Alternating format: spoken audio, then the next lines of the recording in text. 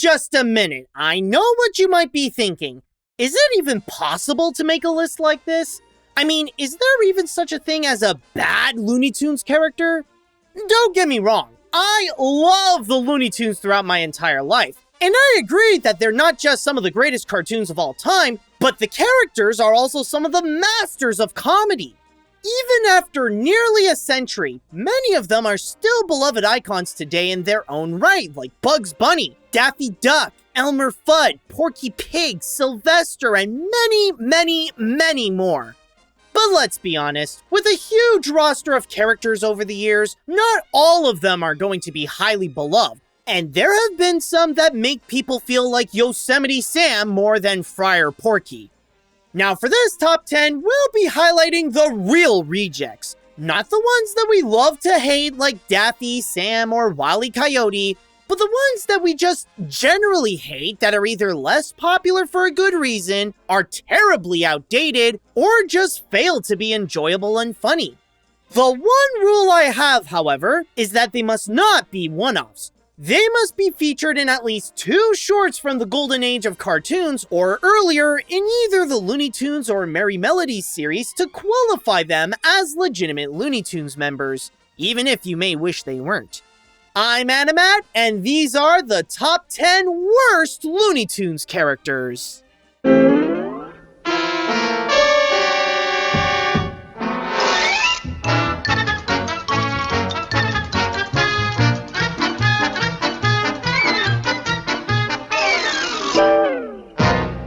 Now let's begin this list with something big, possibly the biggest character in the entire Looney Tunes roster.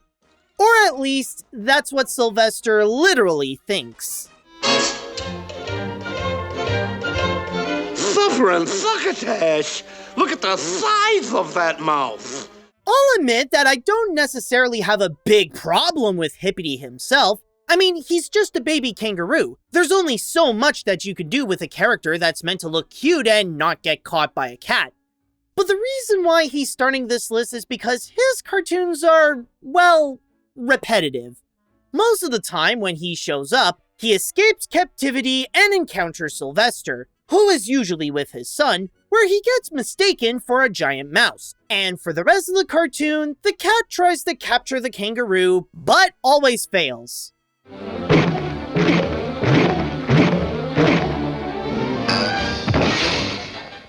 the old pepper. Oh boy, that's my pop. To be fair, there have been a few rare instances where creator Bob McKimson did change up the formula a little bit to make more room for fresh material, like Bellhoppy, where Sylvester tries to put a bell around his neck so that he can join a club, or Lighthouse Mouse, where both Hippity and Sylvester fight for switching the lights on a lighthouse. But again, most of the time, all he does is the same giant mouse shtick. At least the others that Sylvester chases, like Tweety or Speedy Gonzales, can provide new material to help make each cartoon stand out, rather it be changing locations or playing with their personalities. Even if I said that there's not much to criticize on him, there's also not much to remember him by as a non-verbal baby kangaroo. Hippity may be cute the first few times you meet him, but like where he's from, his charm and memorability go down under real quick. This town's not big enough for both of us. One of us has got to go. Goodbye now.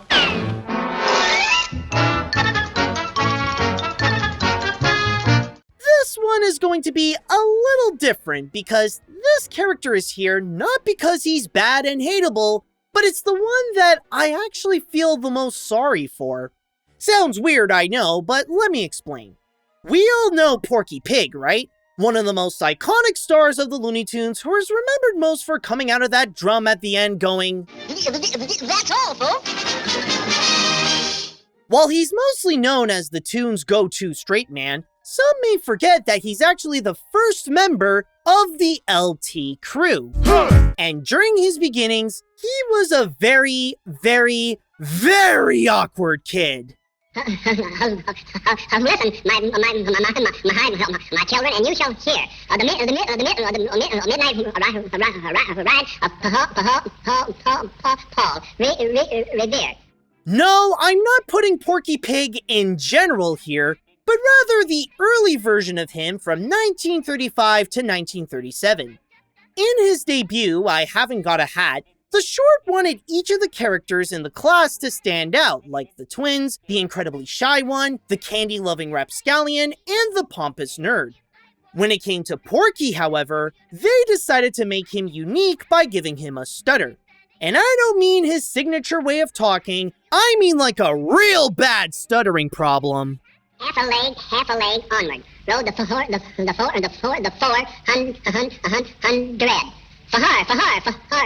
Forward. The light brigade, charge it to me, he said.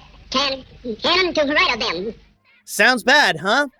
Well, that's because Porky's original voice was from a man who had an actual speech disorder, Joe Doherty.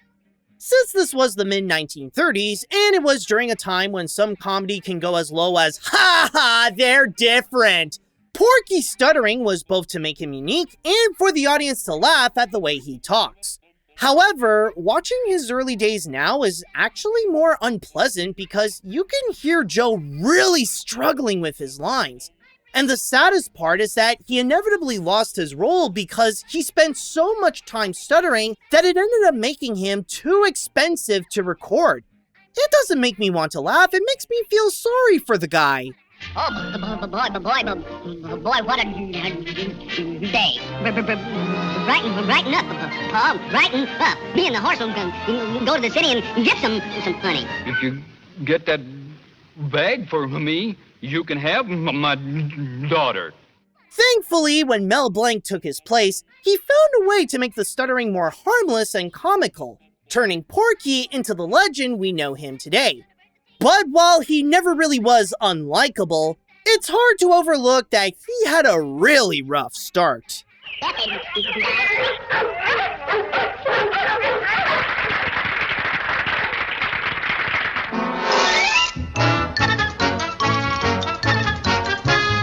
One of the reasons why the Looney Tunes are some of the most beloved cartoons of all time is because they are the definitive anti-Disney tunes. During the golden age of animation, they were considered to be Disney's greatest competitor by doing everything that the Mouse House wouldn't dare to try, by always pushing the envelope to become more insane, more explosive, more crazy, more, well, loony.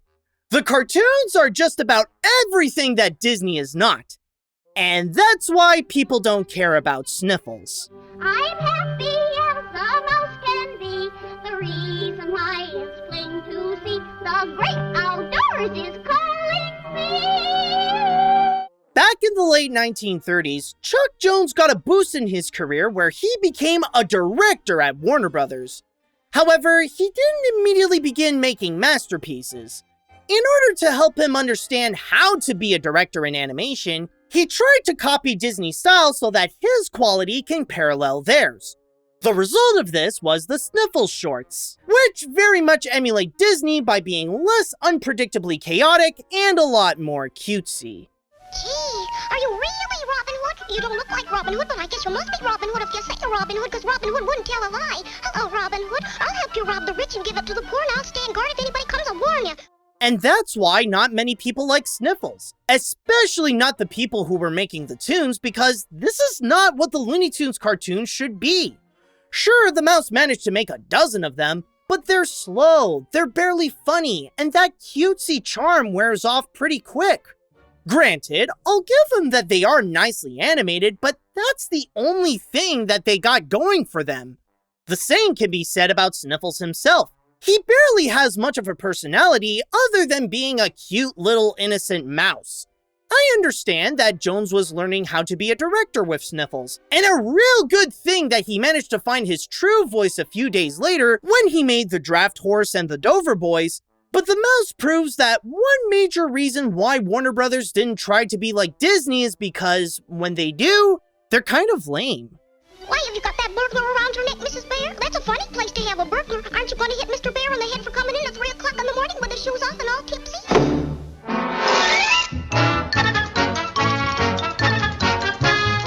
As un-Looney Tunes as Sniffles can be, I'll give him that he was only emulating the Disney style. Chuck Jones only wanted to copy the feel of a Disney cartoon in order to get the hang of being a director, and he wouldn't go too far with having Sniffles be a full-on Disney ripoff. The same cannot be said, though, about Foxy.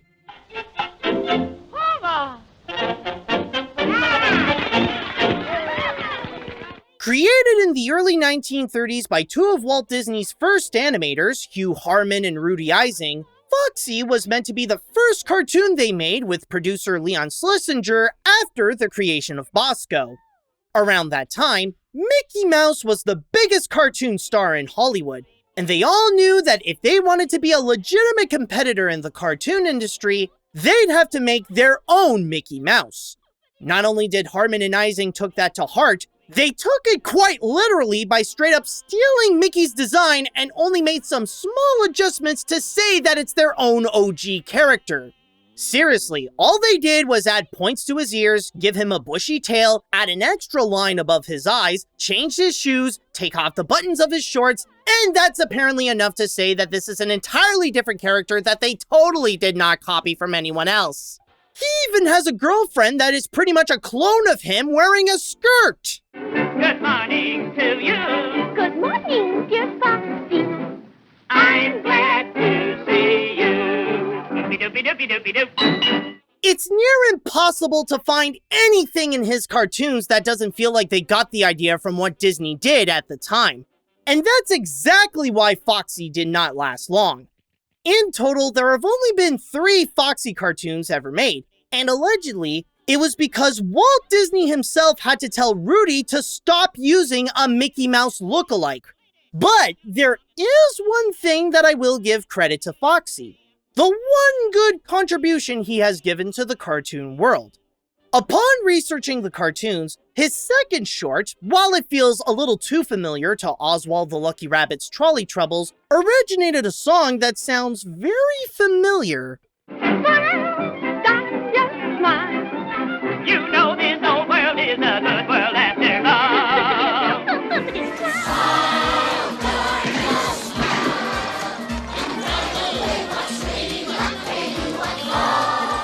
Who knew Foxy had a part in Toontown? But while he may be one of the first Looney Tunes members, it's hard to count him as one when he looks like, someone else. So long, folks.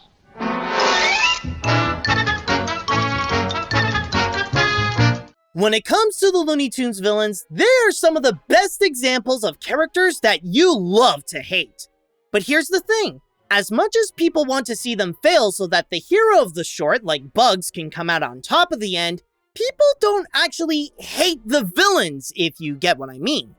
Tunes like Daffy Duck, Sylvester, Yosemite Sam, Elmer Fudd, Wile E. Coyote, and more are beloved icons in their own right. Claude Cat, on the other hand, I could say that I actually hate. But dear, supposing Claude doesn't get along with him? Then Claude will have to go. I don't know about you, but throughout my life watching the Looney Tunes, I can never think of a moment where I enjoyed watching Claude Cat. Sure, some could argue that he was fine in the Hubie and Bertie cartoons where the mice manipulate his mind to make him go insane. It's when he takes the antagonistic role when the cat's presence becomes sour. After his time with Hubie and Bertie, Claude would play a new type of villain where he becomes a bully to other animals so that he could be the only pet of the house that gets all the attention, which usually doesn't work out for him. Oh, John, look at my house. It's a wreck. Why, you filthy cat, I'll get out and stay out! I get it, sometimes it's not easy getting the despicable character right, and there's probably no one who could ever get to the level of Daffy Duck. But there's something about Claude where he honestly feels a lot more mean-spirited than actually funny. He comes off as absolutely selfish to the point of willing to be cruel in order to get what he wants, rather it be trying to get rid of the little frisky puppy or even stealing Pussyfoot's bed.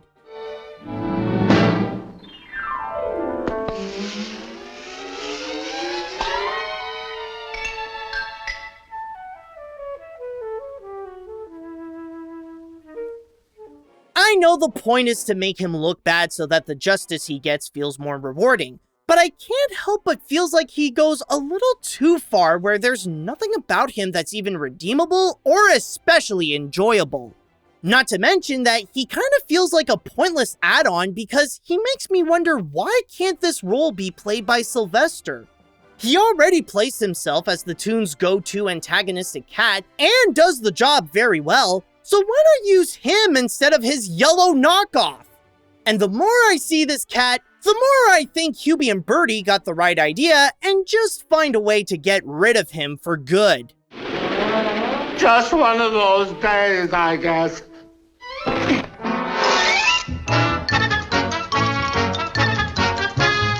Okay, I'll admit that making this list wasn't easy.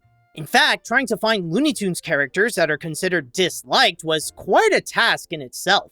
Which is why I went onto social media and I asked a group of avid Looney Tunes fans to know who they think is the worst or weakest character of the group. And the amount of responses I got was honestly overwhelming, with over 100 people giving me their answers. By the way, shout out to the cartoon research community, you guys have been very helpful. And among all the characters they brought up, there is one name that they frequently mention whom they agree that he absolutely stinks. Sacré chéris, les pious. Affaire d'amour, affaire de quoi? L'équité, quelle terrible odeur. Je ne sais quoi. J'ai vu un espoir. On se met les veaux finés. Now, before talking about anything else, we need to discuss about the controversy surrounding Pepe Le Pew, because I know that thing is going to awkwardly linger around people's minds like his scent. Compared to when his cartoons were released, we live in an age where we've grown more intelligent and are a lot more aware of the world and the people around us. I know it wasn't the intentions of Chuck Jones and his team to make this behavior look okay, but it is very generous to say that Pepe's actions are nowadays considered outdated, since everyone knows that romantically chasing people while ignoring their refusal is no longer a laughing matter and is considered sexual harassment. If someone gets uncomfortable watching these cartoons, it's perfectly justifiable as to why. His advancements are far more likely to get him a criminal record than a girl. But that's not necessarily why he is often named one of the weakest Looney Tunes characters by many fans. It's not just the actions themselves, but also, and most notably, that's all he does. I mean, he's even more one-note than Hippity. In virtually every single cartoon he's in, Pepe follows a formula that remains the same in each one. You got an animal, generally a black cat with some white paint on her back, that Pepe mistakes for a single female skunk. And the guy passionately tries to get romantically involved with her. Ah, my little darling, it is love at first sight, is it not? No? But you are so wrong, my darling. I love you. It is an affair d'amour, is it not? It is an affair of we love each other madly. Ah, my darling, I love you. Where have I been all your life? You are the aroma of spring flowers that bloom in the spring. However, due to his toxic odor, she tries to run away as far as she can from the stench, but Pepe's love is too strong to let her go, and thus starting the big chase. Maybe some will find this funny the first few times, but then the shtick gets quickly repetitive and loses all of its appeal. Admittedly, I didn't put him any higher on the list because I do see the potential in the character. There is plenty of material that you can do with a charming and romantic skunk, and don't even have to do the offensive stuff to be funny. But the fact that he's just known for doing the same thing again and again and again and again, and add an awkwardly outdated layer to his issue, is the reason why not many Looney Tunes fans are in love with this skunk. Why is it that whenever a man is captured by a woman, all he wishes to do is get away?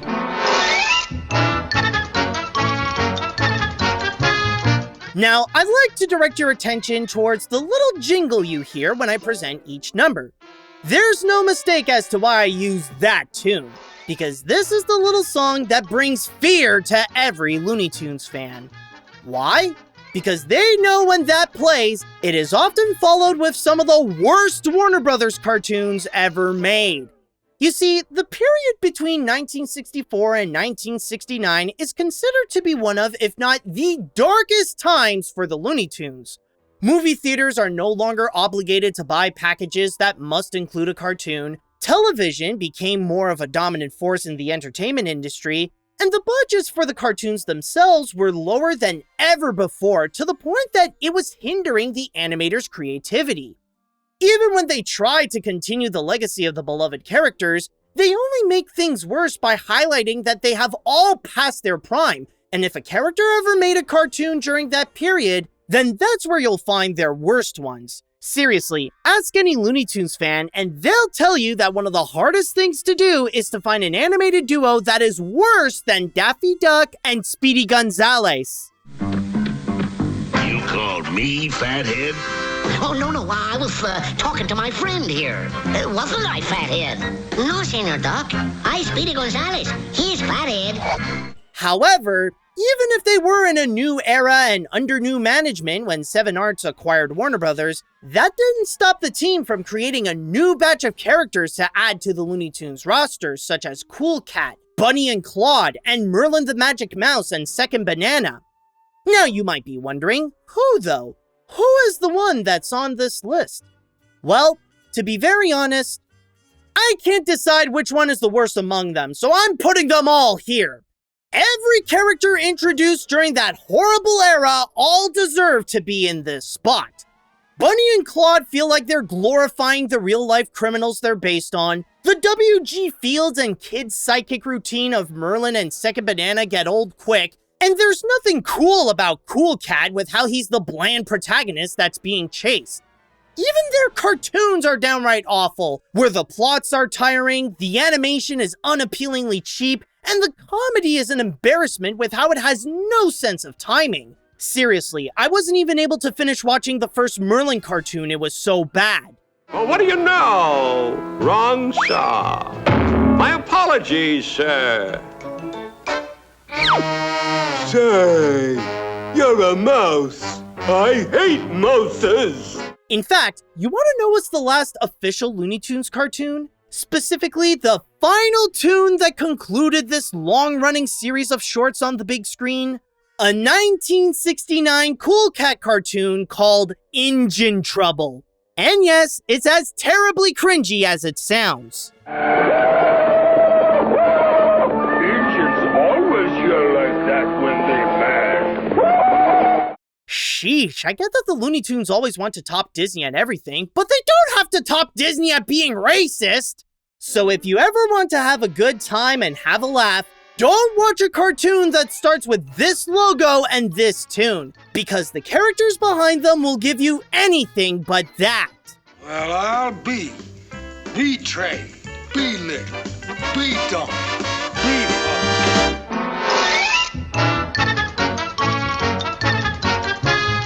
With a list like this, I know that there are going to be at least a few inclusions that will be controversial in terms of just being here. At this point, I'm sure Pepe Le Pew is one of them and could arguably be the one that will spark the biggest debates in the comments. I mean, who could be more controversial to say that they're among the worst other than Pepe? Especially this high up on the list. Well... I'm a tweet little bird in a deoded cage. Tweet is my name, but I don't know my age. I don't have to worry, and that is that. I'm safe in here from that old putty cat. I know, pretty shocking of me to put one of the most popular Looney Tunes characters not just on this top 10, but among the top 3. Especially when Tweety is one of their biggest merchandise titans. How could this sweet and adorable little birdie be bad in any way? Well, remember the reasons why I hate Claude Cat? Imagine if he'd be able to get away with getting what he wants, that the people around him would be on his side and always end up being the winner. That is exactly who Tweety is, a little prick who is the embodiment of pretty little privileges. He knows very well that everyone would take his side because he looks cute and innocent, and it's noticeable how he takes advantage of it. While it doesn't happen often, there are times when his personality does show up, and that's when he reveals that he's just a smug little brat that loves to take his cuteness and shove it on people's faces to make him look superior. Oh, you poor little homeless thing. Why, you're nearly frozen. Thomas, aren't you ashamed? Come right over here and kiss the poor little birdie and make up. Come here, Thomas, and kiss the little birdie. Thomas! Now, I will give Tweety credit that he was great when he started with Bob Clampett, ironically because of how ridiculously sadistic he was. I did. I tore a putty can.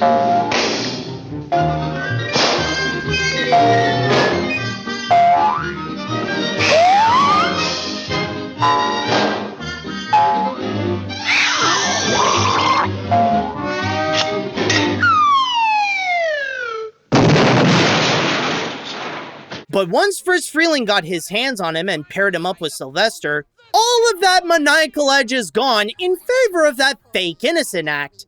Now I know some would argue, but Animat, Tweety is only trying to survive so that he doesn't get eaten from that bad old putty tad.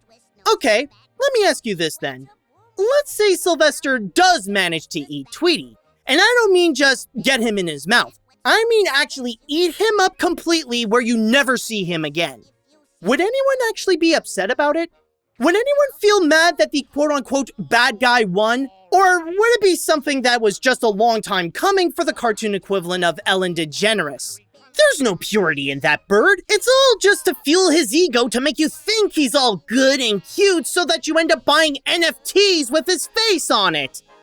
I wasn't joking, by the way. He really is that much of a sellout. Ooh, what a hypocrite. Being all cute and innocent can only take you so far. And sure, it can help sell a lot of clothing. But when you look beyond that, he is the proof of why nobody likes someone who is dependent on their privileges. That putty cat gonna have an awful headache in the morning.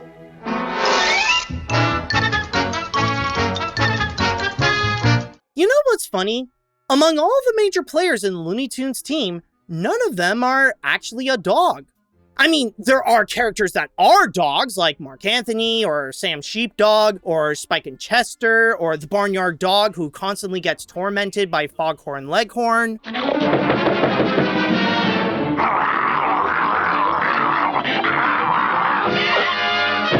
But it's pretty surprising how one of the most common domestic animals doesn't have a big name representative in the Looney Tunes world. However, that doesn't mean that the directors didn't try. There was one attempt by Chuck Jones, and just one of his cartoons alone can show you exactly why dogs don't get much respect at the WB. Hey, how you doing, kid? Not so good, huh? Too bad. Tough. Why don't you do like me? Get yourself a master. I cannot think of a single moment when I watched one of these cartoons and come out enjoying Charlie Dog. He's like if someone tried to fix Pepe Le Pew, but ended up making him so much worse. Sure, Charlie isn't as controversial as Pepe, but in exchange of the offensiveness, he has absolutely no charm or anything likable about him. What he does is try to force himself to be someone's pet, usually Porky Pig, and refuses to take no for an answer. Gone! You don't get it, pal. I'm a bargain. Look, I'm lovable. I'm affectionate.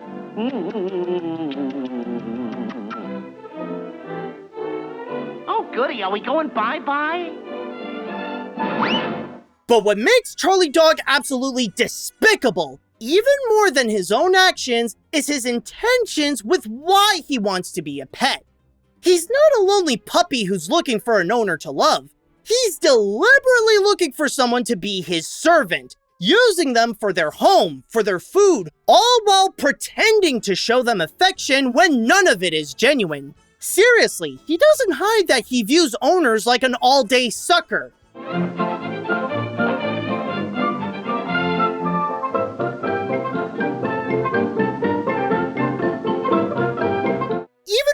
the other characters on this list, you could probably find something that's redeemable about them, no matter how small it could be.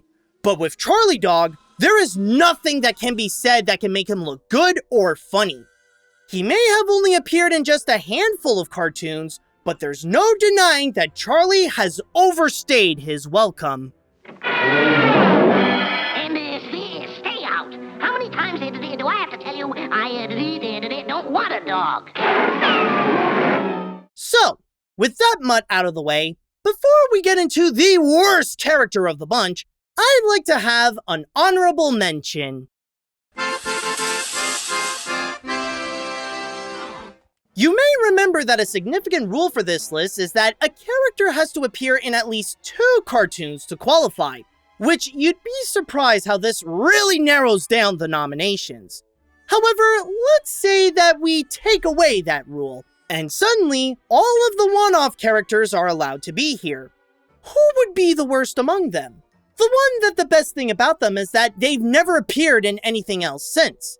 I know there's a lot of options out there, but I'm gonna have to go with this guy. I was gonna take me a rabbit.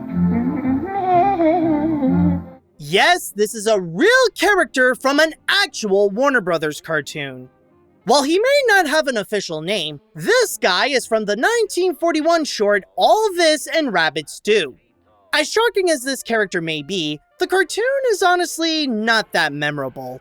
It's the typical Elmer Fudd / Bugs Bunny tune where they go through the same routine and Bugs pulls off the same kind of tricks on him, but the only difference is that Fudd is replaced with a slow-minded black man who serves as an excuse for the team to use all the racist jokes they want. Now wait a minute, Doc. Relax. Now hold it a minute. What y'all got there, man? It couldn't be a pair of them. Of course, I am well aware that Warner Brothers has a dark history with racism in their past cartoons, especially with the infamous Censored 11, which this one is a part of, but it's like the guy's only purpose is to be a black stereotype with no other qualities about him. Technically, some could argue that he's supposed to be a caricature of vaudevillian actor Stepin Fetchit, but nothing can change how this is just racist. He's clearly portrayed as dumb, slow, and has a gambling addiction. That's all he does. And if his only purpose in life is to be a literal walking stereotype of black people, then maybe it's for the best to keep Fudd as the Looney Tunes' true hunter. I don't know his name, but honestly, the less I know about him, the better. Well, call me Adam.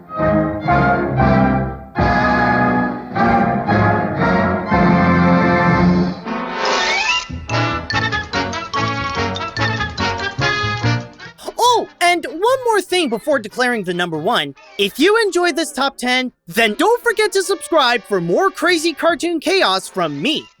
Anyways, you'd be surprised that this was actually an easy choice. Even when starting this list, I knew that there was only one character that would immediately be at number 1.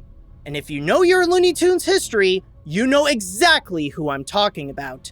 The one that fans, critics, animators, and historians alike all unanimously agree that this is not only the worst Looney Tunes character, but also one of the worst cartoon characters ever made. And so, for the number 1 worst Looney Tunes character, meet...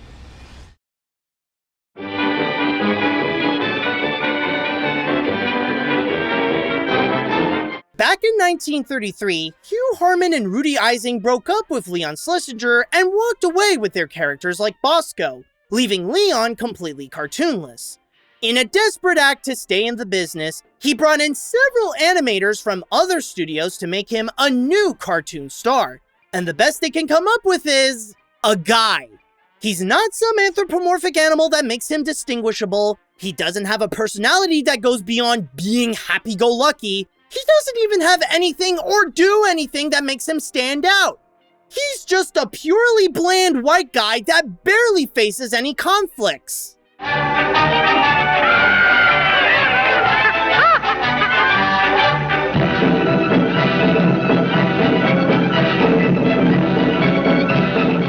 Is that?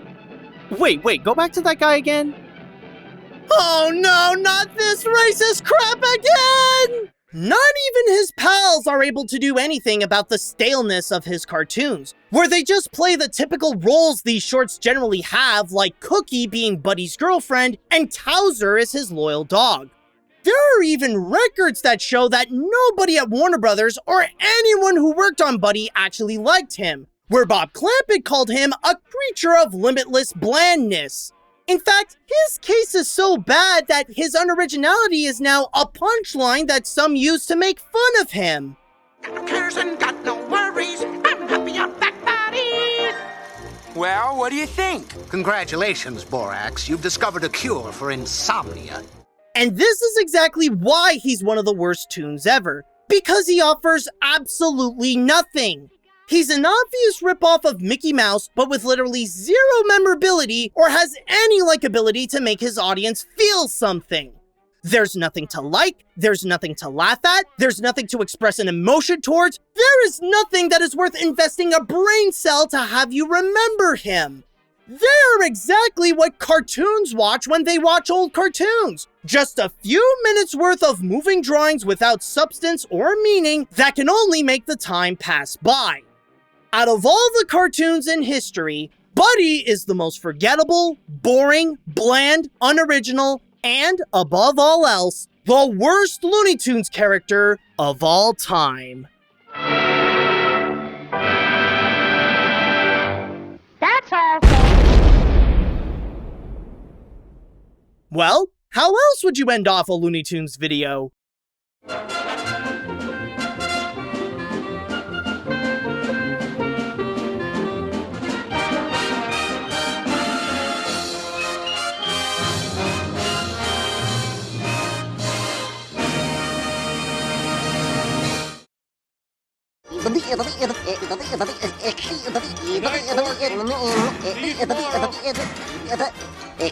Go home, folks.